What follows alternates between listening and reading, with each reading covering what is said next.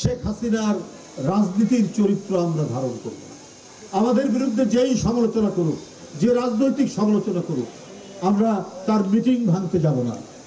আমরা তাকে বলবো যে তুমি যত পারো সমালোচনা করো। গণমাধ্যম এখানে রয়েছে, তারা যেটা অন্যায় দেখবে, অন্যায়ের ব্যাপারে তারা স্বাধীনভাবে লিখবে।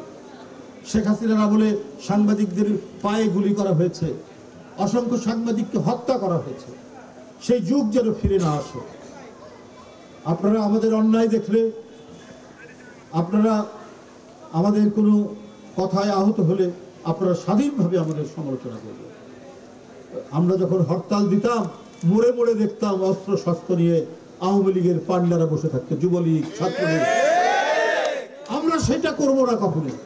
অন্যের রাজনৈতিক অধিকার প্রয়োগ করার ক্ষেত্রে আমরা কখনোই সেখানে বাধা হয়ে দাঁড়াবো না। গণতন্ত্রে প্রত্যেকের মত প্রকাশ করার স্বাধীনতা আছে। আমরা সেই বাংলাদেশ চাই যে বাংলাদেশের চেহারা, মুখমণ্ডল হচ্ছে গণতান্ত্রিক। এখানে প্রত্যেকটি মানুষ প্রত্যেকটি মানুষের ভাই। আমাদের একে অপরের মধ্যে মত পার্থক্য থাকবে, মত পার্থক্য প্রকাশ করব, কিন্তু এই মত পার্থক্য প্রকাশ করার জন্য আমরা কেউ কাউকে আক্রমণ করব না।